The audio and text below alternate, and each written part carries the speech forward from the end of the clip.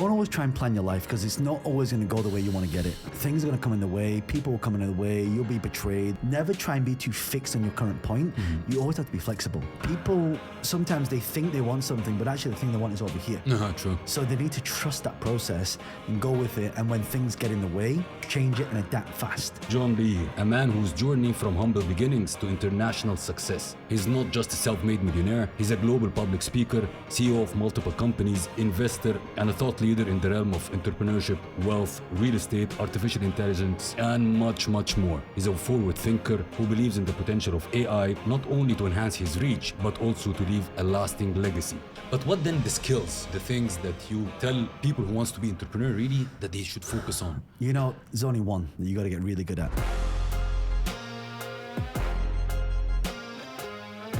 Welcome back, Alphas, to a new inspiring episode of the Alpha Talks podcast. Today in the studio, I've got a very special alpha for you today. John Lee. He's a global public speaker, CEO of multiple companies, investor, and a thought leader in the realm of entrepreneurship, wealth, real estate, artificial intelligence, and much, much more. John, thank you very much for coming today. Before going or recording, I was saying I passed through your courses. You're a mentor to me, so it's really an honor to have you here today. Thank you so much for having the show. John, before we start, let's say somebody will see the thumbnail once we publish the episode, and he will see the graphics, the title, and will think it's interesting. What we should promise them today that they will gain if they gave us their time, whatever comes to your head? Well, I think the biggest thing is knowing how to adapt to the market. I mean, just before we came on here, we were talking about things that used to work 5 or 10 years ago. But now you have to adapt to the market. You have to change in the market. You have to do things that are working. New tech, new strategies, new software, new artificial intelligence, changing the game for everything. True. You know, when we talked before going to record, and I told you I'm launching something, and he said, no, use the same thing, but use it in a different way, which is adapting to the new things that's happening. Before we start and dig in, let us say, first of all, how are you today? You came today or yesterday to Dubai? Yesterday. Yeah, how do you feel? You know, every time I come to Dubai, I always feel this different energy. Yeah. I don't know if you noticed it. It's like in the UK is a little bit cold, like 0 degrees. True. I come here, it's like 30 degrees. Oh my God. And it's not too hot. Yeah. So when I come here, it's like you walk around, you feel the energy, you see people on the laptops and the coffee shops. I was just saying to my MD, it's like, wow, when you come here, you just always feel so inspiring. True. So I definitely feel the energy every time I come here. Never thought of living in Dubai? It's funny you should say that. Yeah. Tell me, I feel it coming. Well, you know the tech situation right now, right? True. So the problem with earning a lot of money is like, okay, how do you keep it? True. So I see a lot of my friends moving out to Asia, moving out to Dubai. And I believe now there's the small tax here now, right? Yeah, it's like 9%, a little bit. True. But it's still a lot better in a lot of places. True. So part of me is like, maybe I should move to Dubai just for like strategic reasons. All my friends are doing it. True. That's why I'm asking, like, why you're not here? I spend a lot of time here actually. It's not like, a lot of my friends are here. A lot of my friends are here. A lot of business happens here also or not? Business, meetings. You just see people working on different things. Like I meet a friend, hey, you're doing real estate. Now you've got a tokenization company. So what's happening? True. So they seem to be moving pretty quick. And then what I love about Dubai or even UAE is that you're very fast moving. Yeah. Like you don't have limited mindset. True. A lot of places around the world have limited mindset. It's like, oh, you can't do this because of this. But over here, it's kind of like anything goes. Just do it. Just do it. If I want to ask you to tell me who's John Lee in a nutshell for our audience, what you would tell? Entrepreneur, investor, inspirer. Yeah. And mainly the reason people come to me is they want to learn how to make more money. So how do you make money and how do you multiply it? So I'm famous for this catchphrase, business creates cash flow, the cash flow investor creates wealth. True. But they all feed back into each other. True. So that's really why a lot of people come to me. I love how you put it, because usually when I ask, can you tell who you are in a nutshell, they start like here and there. You put it in very specific. Appreciate it. Can you tell me a little bit about your early life and how your parents influenced you? I'm going to say from the mindset, the work ethics, and even your beginnings working in the restaurant, in the kitchen. So I'll never forget my Mum always said to me, there's no such thing as a free packed lunch. Meaning that you got to do things in life, you got to work hard for it. And even when things are presented free, they're not really free. True. So my parents instilled very early age that if you want to do something, you got to work for it. You got to, coming from an Asian background, go to school, get a job, work for somebody else, become a doctor, a lawyer, an accountant, and you probably can relate to some of that stuff, right? True. So for me, it's like, okay, but maybe I'm not smart enough for that, because I'm actually dyslexic, so I find it very, very hard at school to study. So I just kind of got by. I kind of used my entrepreneurial early traits of buying low, selling high. So for me, when I was getting grown up, my parents had their Chinese takeaway. I worked as a dishwasher in my mum's Chinese takeaway, and I saw how hard my parents worked. And now today's world, it's not working hard, it's working smart. But back then you had to work hard, you had no choice. So I learned that early graft of, now it's not working hard, it's not working smart, it's working smart hard. True. So it's not about working smart. So you still need to kick in. You have to. Yeah. Like, I mean, look at you. You're in incredible shape, right? You want to look like that, you got to lift the weights. 100%. Right? 100%. You go to, how many times you go to the gym? I would say I work out almost 5 times a week. And that's why you look like that. You see? It's the same with business and money. True. You want to make money, you got to put in work every single day. And this is why I always say to people, it's not about, like, you know, people talk about work-life balance. Oh, you got to have a family, you got to do this, like true. BS. It's BS. Work-life integration. And true. It needs to become a part of who you are. Because if it's not part of who you are, you won't do it. Because if it feels like work, you're not going to do it. True, it feels like a chore. Like when you go to the gym, you don't think, oh, I've got to go to the gym. You're like, yeah, I want to go. I want love that pump. the process. There you go. Yeah. You know, I met a lot of people who they're considerable, I would say successful, and they would say, I just worked 3 days a week. And like, come on, man. It's impossible. Like, that's almost sounds too boring. Because I thought like, oh shit, I'm working my ass off, and like there are 3 days possible. No, but here's the thing. The difference is you enjoy the process. Absolutely. I enjoy I mean, like, when people say you're going to retire, like, you're not going to retire. I mean, true entrepreneurs never. A friend of mine sold a company for 150 million. Yeah. Guess what he does? What? The month after, starts another company. I was like, bro, you just exited 150 million cash. True. And you start another company. Look at Elon Musk. Yeah. Right? Look at all the big greats. You see, entrepreneurship is about creating impact. It's about doing something different. You mentioned it before. True. Disruptive. Be disruptive. True. Do something different. Change something. Mean something. True. A quick note, I find this incredibly intriguing. On the back end of our YouTube channel, it says around 75% of you who watch this channel frequently over the lifetime of this channel haven't yet hit the subscribe button. I just wanted to ask you for a favor. It helps this channel so much if you choose to just subscribe. It helps us invite guests that give you great value. It helps us scale the production, and as well makes this show bigger and bigger for you. And if you enjoyed the previous episodes and you're currently enjoying this episode, could you please hit the subscribe button? I love your support. It's incredible to see all your comments and engagement, and we are just starting. Thank you so much, and I will repay this gesture by making sure that everything we do on this show makes it bigger, bigger, and better. I'm committed to do this promise. Do we have a deal? Thank you so much for subscribing. It means the world to me. Let's go a little bit backwards and then we fast forward to the Sure. future. You started in, I believe you were doing some animation, then you jumped into real estate. Then after real estate, you said digital. Take me through the process or the journey, I mean. So I started as an animator. I was making £36,000 a year in London, which people think, well, that's a lot of money. It's not. You can't even buy a sandwich with that anymore, right? It seems so expensive, right? Forget it, right? So then I realized, and I remember, and this is why I love the work that you're doing. Like, one podcast changed my life. So I was listening to this guy called Dolph DeRuse, and he was saying, hey, if you want to make money in real estate, all you do is this. You make your year's salary. So I was making 36,000, and then you sell a property, you make your year's salary, then you take the rest of the year off.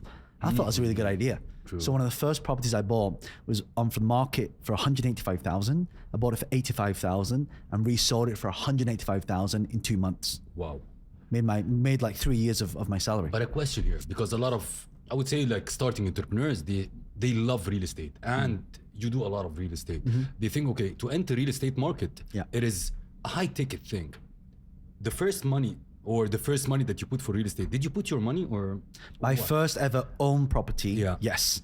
But investment. that's because I didn't know what I was doing, right? Right now you should, so there's this concept called OPM, other people's money, right? You've probably heard of that, but what does that really mean? So here's the thing. If you understand how finance works, you can get property for free. And you know, people listen to me now and think, come on, John, that's ridiculous. That's what I thought. And being Chinese, I'm the most skeptical person you can think about, right? Correct. So I thought, well, how's that even possible? You have to understand the rules. So let's say, for example, okay, I'll keep the figure simple. Let's say you buy property for $1 million, right? But you have to look at what are the bank's lending criteria. So bank's lending criteria currently in the UK is about 80%. So They give you 80%, you have to come up with 200,000, right? Which is the 20%. Same as Dubai, by the way. Right. But if you look at the way financing works, property is worth what someone's willing to pay for it. So let's change the rules a little bit, right? So if a property is worth $1 million, you buy it for 800,000 cash. What's the property worth now? $1 million. Exactly. So you refinance it at 80%, you get your 800,000 back. Property for free. So you know the rules, know the playground. Got to know the rules. Know the rules, know the financing, know the market. You know, of course, I've been following you for a very long time. And once you said a word which is actually hit me hard, which is a lot of people that play in real estate, they are, I would say, equity rich, but cash poor. Can you tell us about this and how people should get out of this? So people have, I don't know what you were taught when you was a child. Like, did your parents say that you should, like, don't buy things that you can't afford? Of course. Right? Yeah. Right. Or like pay off all your debt. True. Worst advice you can get. True. Worst. Why? True. Because let's say right now you have $1 million of equity in your property.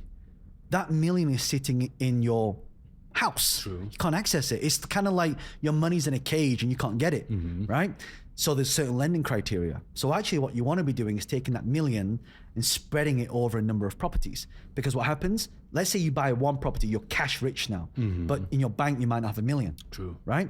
But let's say we take that $1 million and we put that into 5 houses, 200,000 each, right? All 5 houses get paid down after 25, 30 years. Yeah. Properties double in value. You've got a lot of equity now. True. Right? So you're still equity rich cash flow, but the difference is all these properties are paying you money every single month, right? And there's another feature that you can get. If you have a lot of equity in your property, you can get drawdown facility. That's kind of like, you know, like people have money in the bank right now. You can actually have money in your property, but you get a check, right? Because you've got cash flow supporting it now. True. You have appreciation, debt's low, you can borrow against it anytime you need it. You mean like, and also you're extremely diversified in real estate, right? Yeah. So it means that you buy and sell, buy and sell, buy and sell, or... Actually, you should not sell. You should not sell. Yeah. I mean, why would you sell a property? For cash.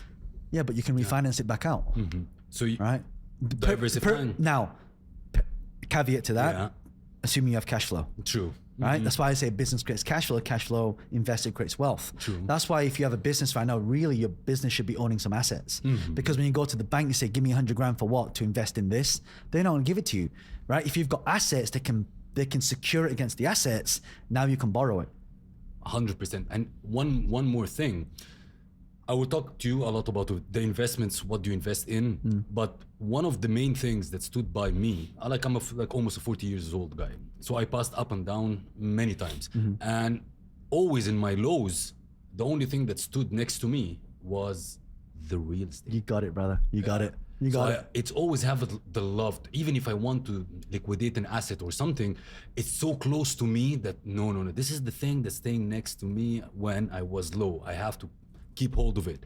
It's the same. Do you have? Is it correct, or I'm just a unique person with this perspective? No. When look, I didn't do that well at school, right? And I'm not super intelligent. You know, some people are super intelligent. They can figure things out. I thought, what business model can I get into that's really easy? Buy a house, rent it out, make money every month, and let it appreciate in value. True. You don't. You know, it sounds bad, but you don't have to be that intelligent to be getting into property. That's why I got into it. It's just easy. Right? So that's why if you look at when people's intelligence levels are really high, but you look at how much money they're making, it's always below their intelligence. But actually with real estate, it levels the playing field. Anyone can go out and buy a property, anyone can rent it out, and anyone can appreciate if they know the cash flow. rules. Correct. What made you move to digital then? Making money in real estate, and then you became super duper in digital. What happened? So going back into the early days of real estate, so the old days I used to find deals, just knock on estate agents' doors, speak to them face to face, and then it would, did I make a lot of money from that? Yeah, I built a multi-million-pound property portfolio from that, but it's not scalable, right? So then I look at digital. So now I can stand in front of 10,000 people and say, hey, by the way, I'm gonna be in Dubai. Anyone got a podcast? Anyone got investments? Anyone got any early stage? Anyone got any deals going? And all the deals come to me. So it's a positioning tool. So people ask me, John, why do you do these seminars and events and speak around the world? Like, okay, I get paid amount of money to speak, but actually I make more money from the relationships I get from the speeches. Being on the game, which means I will try to rephrase it and correct me if I'm wrong. Like when you go to speak, when you teach, is this okay? It's something keeps you updated, of course, and having a relationship, but it keeps you up to date with the information of the market knowledge, and so on. That's why you do it, or because you're heavy on it? I tell you, what is the best way to learn a language? Because you could sit and like, I would say, excuse my language, fuck it off, and thank you very much. But you will be outdated. But you travel the world, you go to retreats, you go to this, you go to masterminds, you do masterminds. Yeah. To keep yourself up to date. It's not that. It's always growth. Yeah. Right? Your business can only go to because you can grow. What used to work 5 months ago, 10 years ago, it doesn't work today. Yeah. Like you and I had this conversation about Facebook when you attended the early courses. Now that stuff doesn't work. So you have to reframe it. So when I show you later, you'll be like, oh my God, bro, this is insane. Oh my God. Right? So it's a new thing, staying up to date, staying agile, staying relevant. And you have to pivot as well. You can't stay in one industry too long. Every real industry has like a 10-year cycle. Yeah. Then it changes. True. So you get this kind of bell curve, right? So when you notice that bell curve coming, then you get into a different industry. I love that. There is a statement that says, I don't know if it's correct or wrong, but I believe in it. To become a millionaire, you invest in real estate. To become a billionaire, you have to invest equity, companies, investments. Is it correct or not? And what's your vision? Well, both of them is investing in yourself, actually. At the end, correct. Right, because look, I'll give an example. So like a lot of here's how normal people buy businesses, right? So you buy a business, let's say it's a traditional business, bricks and mortar, you get maybe 3-5 times the value. You buy something that's online, that loses money, is now worth 10 times to 100 times, right? So then the question is, how do you buy a business if it's so lucrative, right? So there are different ways to buy it. For example, there is seller financing, right? Let's say you've been in the business 20 years, you don't want to be in the business anymore, you want to retire, it's too much work for you, you've got family issues, whatever. I say, okay, I'll buy the company. How much do you want? You say, I want 10 million. Cool, I'll give you 10 million. In fact, I'll give you 20 million for it, right? So there's a way to structure it. True. Because why would I overpay for the property, business, true. right? Because when I have that 20 million that I've purchased for it on paper, I add it to my company. The company's, let's say this is 10, now it's 20, it's suddenly doing 30 now. Which companies do you invest in? Tech, AI, anything that can scale. And also it has to be ARR, annual recurring revenue. Any business that has annual recurring revenue is worth a lot more. Kind of membership, kind of. And you know what I like? Yeah. Old school businesses that are not new school. Elaborate on this. Okay, so let's take a business that just operates in one place. Okay, let's say it's a restaurant. Yeah. Right. So you operate in one place, but then how do you scale that? Right. Well, first of all, you stick a recurring model on there, so it becomes recurring. True. Second of all, you can take that system and then you can replicate that system all around the world. Right. True. So if they have no online presence, for example, in London, there's like a dessert store. It's called Bubble Wrap. They have like 50,000 followers, right? So every time you go there, there's like a queue outside, right? Look at Salt Bay. I was just at Salt Bay's restaurant. Literally, True. It's like £800 for a burger. Yeah. Honestly, it's it's okay. I mean, it's good. Marketing, yeah. Right, but you see what he's done. Yeah. He's added value and positioning on top. Right, so that's one of the reasons why he can launch so many of these restaurants around the world. Right, and you have to wait 6 months to get in. Right, so there's that scarcity as well. But you take a normal business and then you put a brand on top. Now it's worth more. So you believe that personal branding is important these days? Not just personal, but everything branding. Business, personal, product. All three. Even the product? Yeah. Okay. Yeah. Let's move a little bit to AI. Yeah. I was reading an article about you, and they said like you currently are doing efforts to clone you. Yeah. Am I correct or not? Correct. Why are you doing that? So I don't have to do talking. I could have AI John Lee here. So tell me about this. It's very interesting. So I would like to know more. Okay, think about this for a little bit, right?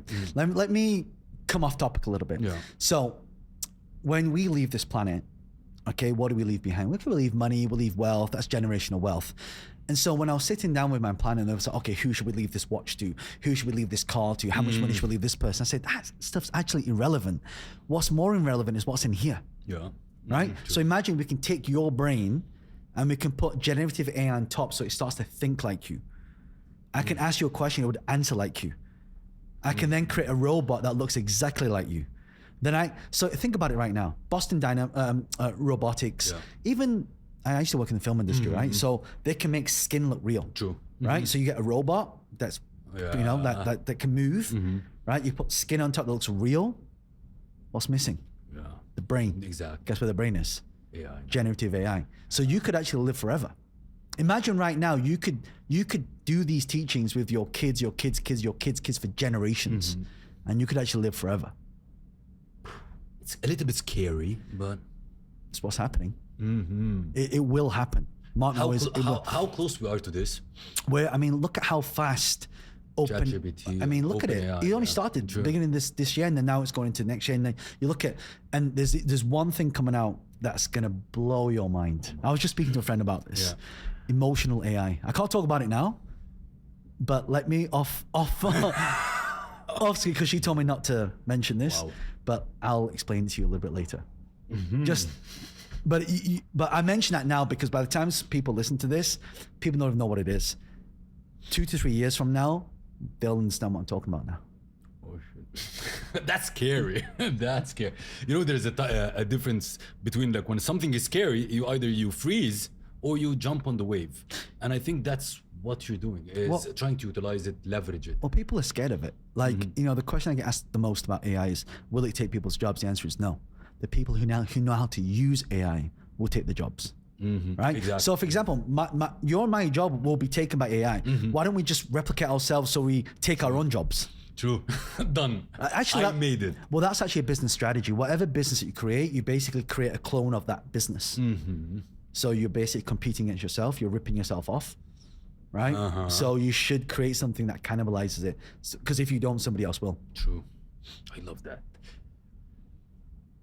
You're an expert in wealth creation. Can you define it for people? What is wealth creation? And a couple of simple steps. How can they reach that? Wealth in simple terms is taking earned income, putting it into a vehicle that multiplies without you having to do the work. And what vehicles now do you think it's appropriate? So you mentioned, the most simple one, real estate. Yeah. So real estate is good, but so what we're really looking for. So do you know why Warren Buffett is like a billionaire, a multi-billionaire, third richest man in the world? Because he understands one crucial point of intrinsic value. And most people can't see intrinsic value. Wow. Okay. It's crazy. So this is why when you ask me what's the difference between millionaire and billionaires, actually it's the type of knowledge they're putting in their head. Because what you can see, like for example, Warren Buffett can see undervalued stock, right? Most people would look at that and go, well, this is a company.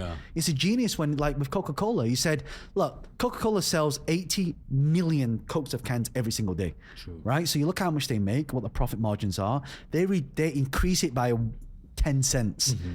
80 million times an extra 10 cents. True. Right? You see how that works? So so the price elasticity understands that as well. Like, that's like cigarettes. Doesn't matter how expensive cigarettes get, people are still going to buy it. Correct. See what I mean? So he understands intrinsic value. So what I look for in wealth creation is, where's the intrinsic value? For example, real estate, location. That's really intrinsic value. So people say, but John, you can't buy a property in the UK, in London, below market value. Well, I just did, right? Because I knew where to look. You hunt. Now, of course, it takes time. You have to be patient when you do this. But it's learning to see intrinsic value in things. When you get the intrinsic value, have you seen the film, what's it called? Beautiful Mind. Of course. You know that scene where those things come along? Yeah. That's intrinsic value. So this is in real estate. Let's talk. Everything. What about crypto and tokens and these kind of Okay. Because it's a little bit hard. It depends who you hang around. I had a friend who invested in Solana at 10 cents. Shit. She cashed like 100 million in that. And I hope he sold it when kids She. So here's the key, right? You have to understand the fundamentals. Okay, if you want to get into crypto, let's talk about this.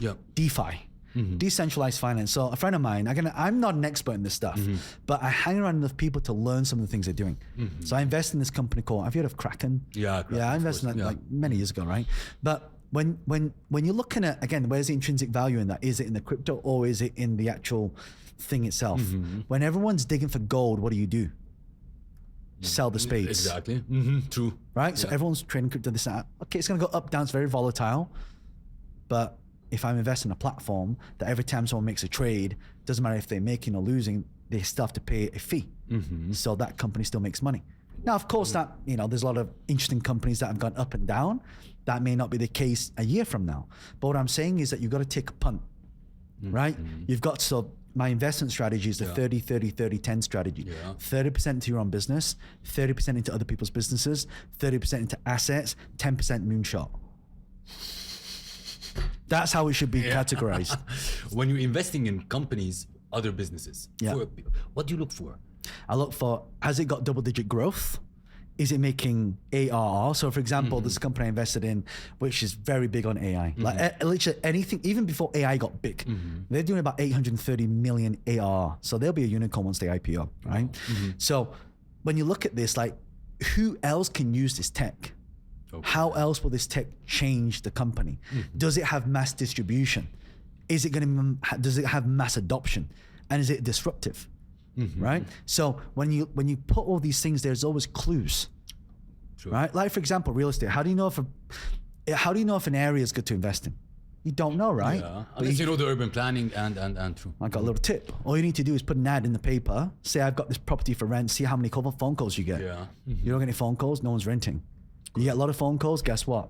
You're gonna buy in that area. But a lot of companies in the pre-seed, it's like gambling. You never know which one. So even you diversify in this. So let me give you the secret. So let's say a founder comes to me and say, John, I've got this pre-seed round for this, right? I don't even look at that company. I look at the previous companies they've been IPOing, companies that they've scaled. So a couple of criteria is, one, has this person done a fundraise before, right? If they haven't, I'm not investing. Because a lot of tech companies, they get into burn.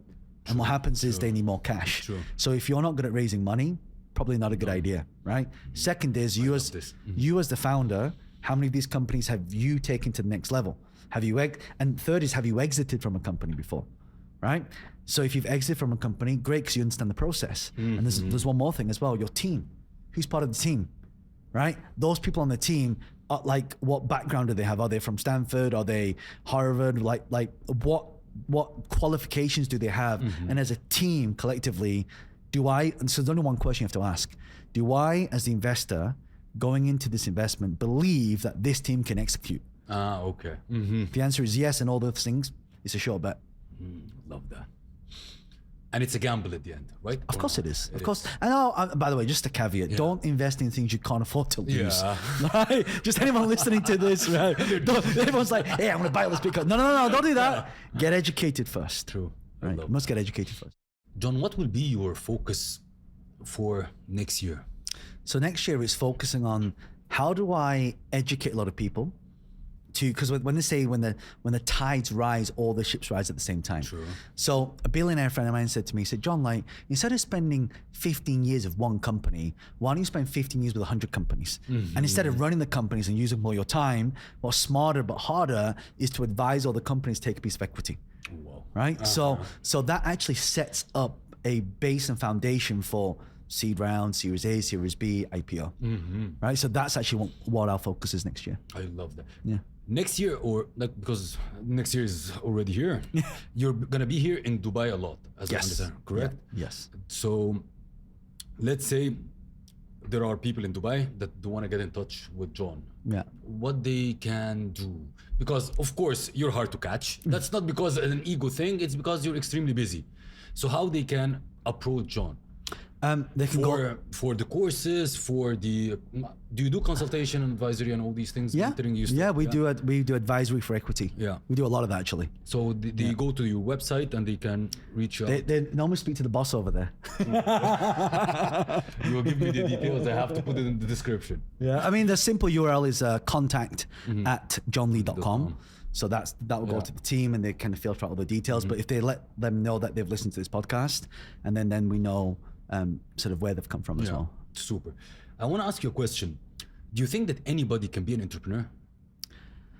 Because now I see it is more of a trend rather than it's.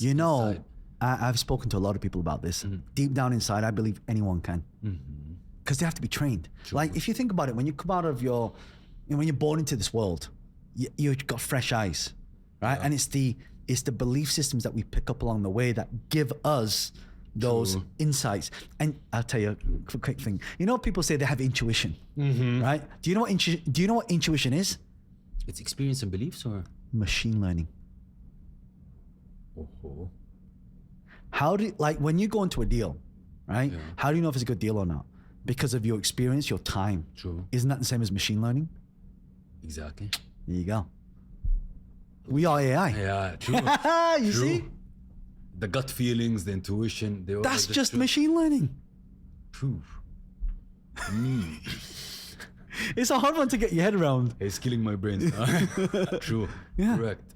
But what then the skills will be the things that you tell people who wants to be entrepreneur really that they should focus on? You know, there's only one that you got to get really good at: selling.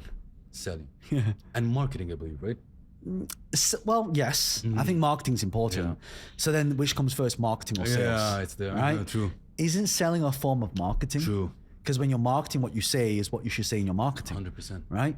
So that's why when you look a lot of people, a lot of the billionaire friends that I know, they all started in In sales. sales. Right? Because, and I'm not talking about sales as in like selling a cup or selling, water. I'm talking about you got to sell your vision. You got to sell your team. You got to sell your opinion. Right? You got to sell what you stand for. You got to sell the concept of your clients, what it is that they're going to be getting from you. True. All this journey, and I've been following you for years, even if when I was not even in Dubai. What you will say it is your biggest kind of business mistake you did, and you want to share it with us? The biggest one. Biggest mistake is focus. Focusing too much on one company when I should have focused on many companies.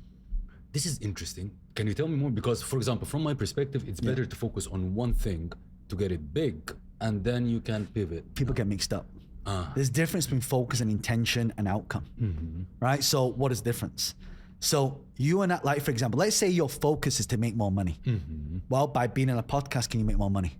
I don't have to be on a phone making phone calls. True. You see what I mean? Yeah. By flying hot, like, so I just flew to Singapore for 12 hours and flew back. That meeting is going to be worth over 100 million for me, Yeah. right? Why? Because the network of people that were there, the amount of assets you can acquire, and also my partners who have all raised millions of dollars, that's worth a 12-hour trip. So that's focus, tension, or outcome. It's not just focus. Like focus means, like people get it wrong. I want to build a YouTube channel. Okay, focus on creating content. That's focus. What is the outcome? The outcome is I'll just speak to you. You have millions of followers. This is going to go to millions of people. True. It's the same outcome. I've never thought about it from this angle. True. Took me a while to figure that out, by the way. Because, like a lot of people tell me, like, or we hear about it or read about it, like you say, don't say yes a lot, say no more. Right. No is the power. But Right. you think it's better to diversify even. Okay. Yeah. Because it's a very hot topic now. It's extremely, when I see a lot of people messaging me, say if it's better to stick to one thing or not. And you put a lovely angle to it. Let me give you my take. Yeah. You've got to be strategically random. What is strategically random? That's a bomb. I do a lot of random stuff. Like I can see my MD like laughing now, right? She's we talked about this. She's so good at getting ding, ding, ding, ding. Like scaling companies, building teams is incredible. But sometimes you need to have that strategically random. That's why we do really well together, right? She's very strategic. I'm very random. Yeah. But you know what happens? It's very beautiful. True. Because strategically random means that you place everything on a map. Actually, on my YouTube channel, on my Instagram, I don't know if you saw that video where you had this, all these little balls, they're all in different colors, and then it falls down and they all go in order. Yeah. That's strategically random. Okay. That's how you need to operate business. Why? You need an element of flexibility and spontaneity for magic to happen. So when Darren and I, we set, these trips, we'll always extend 2 or 3 days either side. And she calls these magical days. These magic days that happen. And they always happen. For example, there's a massive event happening and it's like, John, you've just been invited to speak at this event in front of thousands of people. Like, gee, we're flying out on that same day. Right? So had we extended even longer, we could have made it. Strategically Random. I love this term. Actually, I should have never knew, but she doesn't say that. I love this term. Let's say, for example, like I would say, there is a business that is running right now. Yeah. And I have a business, and I'm going to come to you and say, John, I want to scale this business. What are the criteria, or what are the things that you will tell me to be able to scale? Okay, 3 things. Yeah. 1, double your output. Double my output. Double your output. Okay. The more leads you got, the more money you make. Okay. Second is you got to find the right partners. Nana's incredible at this. She's like so good at finding the right partners to work with, and she just makes it win-win. And that relationship, it takes one relationship, one deal, and you make millions of dollars doing that. So you got to find the right partners. Third thing, if you want to scale your business, you got to be able to have the right team. Right? So like people are not willing to grow the team because they want to stay solopreneurs. True. Right? Correct. I'll do everything myself. Right? But there's only so much of you. So let's say, for example, you're really good at selling stuff. You jump on the phone, you can close big deals. But if I have 1,000 of you, or let's say even have 20 of you, those 20 people will outperform you. True. Correct. So you have to learn to let go to grow. Delegation. Yeah. Which is very hard for entrepreneurs, I believe. Of course, it's hard for me. Like, it's like letting go of things. And, look, I can see her smile, look at her. Right? Just like, but you got to trust the process. And she's done incredibly well. Incredible. You're a big fan of personal development, I believe. Yes. You go to a lot of conferences, you speak, you learn, I still sign up for courses. Tell me, what do you do to always be on the edge in the area that you're in at that moment? Because before we start, I told you, John, you passed a lot of things. Yeah. So what do you do or an advice for people who wants to really develop themselves? There's I don't know if you've experienced this before. Like you used to do things in the past that really worked, and then you stopped doing them. Correct. And like, why did you stop doing them? Because you saw some of the shiny thing. Yeah. Right. So the reason why I still attend courses, I still invest in myself, I still pay to go on programs, it's because I get to learn from other people. That's why when I never quite understood your network is your net worth. Like, what does that really mean? It sounds so fluffy, doesn't it? Your network is your net worth. True. What it really means is you hang around people who are rich, you'll be rich. You hang around people who are broke, you'll be broke. You hang around people who are front thinking that they can think 5 or 10 years into the future. You start to think like them. True. And part of them rubs off onto you. So actually one of the main reasons why I enroll into these courses is sometimes I'm not even listening to the content. I'm looking at the people in the room, and actually a lot of the deals are made in the breaks. A lot of the meals are made, oh, by the way, we went to this course together, let's go and grab a coffee afterwards. That's where the deals are made. True. I feel something, and I saw something also within the personal development journey. And they say like, being successful is lonely. I don't buy this bull, but there is a part of being lonely which exists. Am I correct? Which is you're leaving your current, I would say, circle. You're being a little bit developed than them. Yeah. So they look at you, what the hell are you doing? And you look at them, I want to be a little bit developed, correct? But you're still not in the upper circle that they look at you. You're not, so you're in the between. That's the lonely part. I'm telling you, it's not loneliness, it's misunderstood. Correct. People misunderstand us. Like, we talk to our friends that we tell them an idea, they think we're crazy. But you speak to your life. If I tell you an idea, I want to do this thing, I want to build this, you're like, oh, that's amazing. You should connect with this person, you should do this, and this is my experience. So that's why when you talk about masterminds, retreats, you should always sign up for those retreats and masterminds. Because why? The pricing is a qualifier. Someone who's willing to pay $100,000 to get into a mastermind, right? That qualifies the person to get in. It's like when you fly first class, business class. I was literally come back from Malaysia. The guy sitting next to me was the CEO of the airline. So we connected. Hey, guess what? I'm an investor in an airline now. Correct. I love this. The price is the qualifier. Oh, correct. Price is the qualifier. Because if everything's for free, people don't value it. True. Right? So you either buy your way in or earn your way in. One of those two. So when people give a service for free, you're not supporting this kind of thing. It depends. When people pay, they get attached. When people pay, they pay attention. True. Right? So, and it's absolutely true. Like all of the courses I paid for, I consume. Right? A lot of the courses that you do for free, you put it on the back burner. True. Right? I'll do it later. So you have to put some skin in the game, whether it's time investment, whether it's some kind of value investment, or some kind of exchange. So I do a lot of exchanges now. So a lot of people that mentor me, we do exchanges for maybe like a social media post or an email blast or hey, I'll do a keynote to their entire organization. So there is some kind of exchange that costs. I love that. Do you believe in habits and routines? like John, do you have habits and routine? You know, Because strategic random, no? no. I used to think that. Yeah. I used to think having a routine. But here's the thing, right? You got to be in the present. Sometimes, like, let's say you have a routine, you can't always go to I mean, like, there's days that, you know, I'm maybe Sure, maybe correct. there's days that you just don't, and you can't for whatever reason. You're on a flight somewhere, you land, it's 4 a.m. in the morning. Okay, you do whatever it is, you go to the gym. So this is why you got to be strategically random. Strategically random means, okay, I need to work out, but it doesn't have to be on that day, right? Let's do it here instead. Because it pisses the shit out of me if I have a routine and I skip. For example, I'm going to gym tomorrow. Yeah. It's my routine, and I don't go. Oh shit! Now you have anxiety. Exactly. Now you're like, now it messes up your whole day. But if you go, you know what, I can be at but you got to find things to integrate it. So for example, I have one of those walk pads now.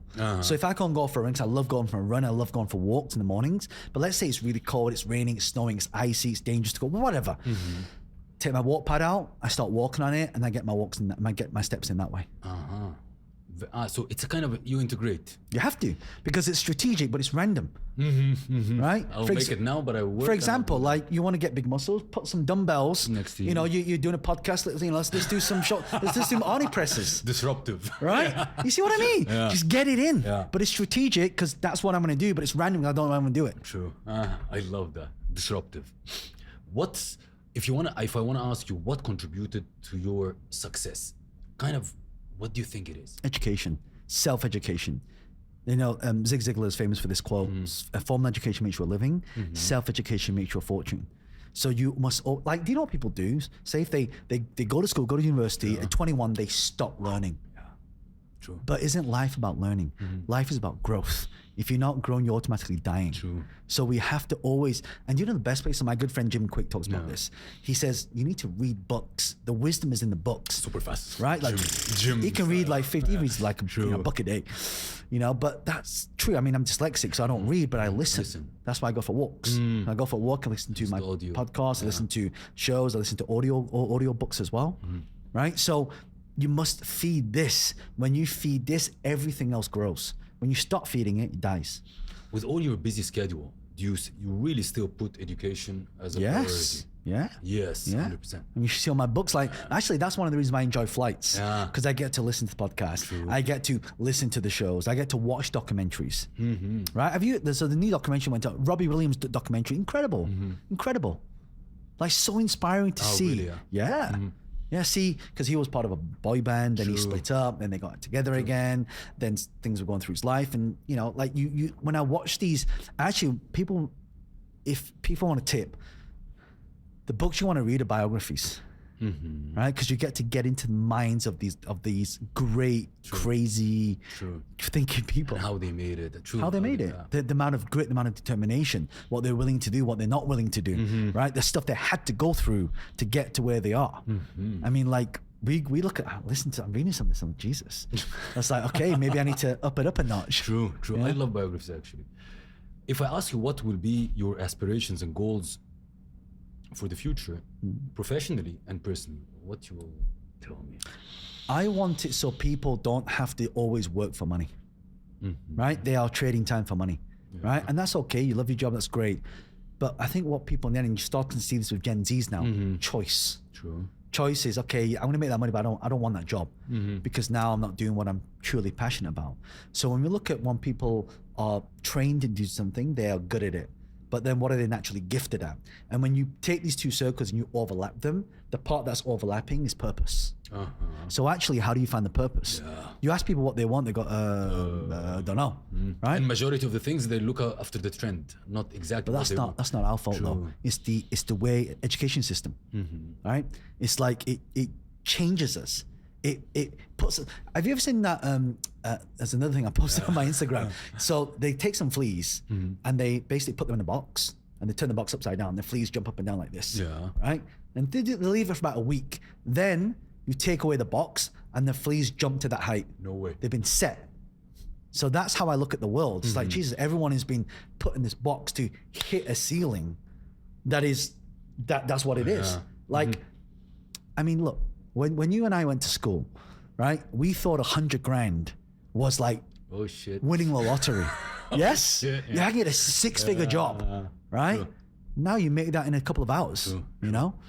So, Ceiling. yeah, so it's my hope, my vision is we talk about finding your freedom, right? So what freedom? Financial freedom, earn enough to not have to work, choice. Yeah. 2, work from anywhere in the world. And 3, be able to work on your own terms.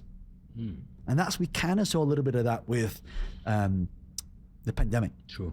Right? It kind of gave people a little bit of that. That's why you had the great resignation. So it's really to give people the education that it takes to achieve and to find their freedom. I love that. And that's the goals and aspiration personally and professionally, because it's all integrated. Integration. It's all integrated. And you have more time, you can look after your health. You have more time, you can spend time with your family, bring people up, leave the next generation. Do you have a skill or a talent that nobody knows? Just tell us. I'm really good at playing games. Boo. Like computer games. I'm really good at Street Fighter. No way. I'm really, really good at Street Question: Fighter. Is Street Fighter still exists? Yeah. No way. Oh, yeah. And Mortal Kombat and all. Yeah. I can do all the combos. Oh my god. Yeah, I'm really good at Street Fighter. Street Fighter 2 Turbo to be specific. I love that. Now I have a section in the Alpha Talks. It's quick fire insights. So I'll ask you quick things and shoot your heart. So, okay, a person who influenced you the most in your life. God, it's such a hard question. Yeah. I mean, it's a lot of people. I mean, my obviously biggest influence would be my parents. True. Your favorite book? Old School Rich Dad Poor Dad, because that's the book that changed my life. I just finished it all with the author actually. So, Oh, really? Yeah. Wow. Yeah. The favorite city to live in? Singapore. Oh, why? I don't know. The food's good there. Yeah, The food's really good. I love Singapore. Yeah. Favorite movie? Or genre? Movie genre? Sci-fi superhero. Yeah. Got it, yeah. Your life biggest regret? Not starting earlier. Are you an early bird or a night owl? Both. Tea or coffee? Definitely coffee. Ooh, beach or mountains? Mountains. Although I like beach as well. Okay, I will tell you. I'll ask you after. Dogs or cats? Cats. Favorite travel destination? Bali. Sunrise or sunset? Both. Superpower of your choice, invisibility or flying? Mind reading. I need to add it. No, actually, no. The best. Have you ever seen a show called Heroes? Yeah, of course. Yeah. So people say that I look like Hiro Nakamura. Yeah. To stop True, time. true. Like, that's actually, I would love to be able to control time. Yeah. A car or a bike? Car. Favorite cuisine? Chinese. Ooh. Favorite color? Yellow. Okay. I got a lot. I got so many. A car brand. Favorite car brand? Definitely Lamborghini. A Lambo. Yeah. And a favorite watch brand? You know what? I'm gonna go old school. Yeah. Rolex. Yeah. Of course, wins always. Yeah. Since now we're in the Alpha Talks podcast, how do you define an alpha? Alpha is being the best person that you can be, not against anyone else. You are competing against yourself. You need to be a little bit better. You need to be 1 or 2% better than you were yesterday. That's an alpha. Love that. What is the last message you want to leave the audience with? Anyone And make it disruptive. Look, don't always try and plan your life because it's not always going to go the way you want to get it, right? Things are going to come in the way. People will come in the way. You'll be betrayed. There'll be climate things that happen. There'll be disruptors that happen. You get disrupted in the market. Never try and be too fixed on your current point. You always have to be flexible. You need to change things as it moves. Like if you're on a board and it's moving and it's going that way, you need to step on this side to balance it out. True. So you need to have that equilibrium, right? So balance yourself. And you know, I'm still learning this, by the way. Still practicing it. But people, sometimes they think they want something, but actually the thing they want is over here. True. So they need to trust that process and go with it. And when things get in the way, change it and adapt fast. I love that.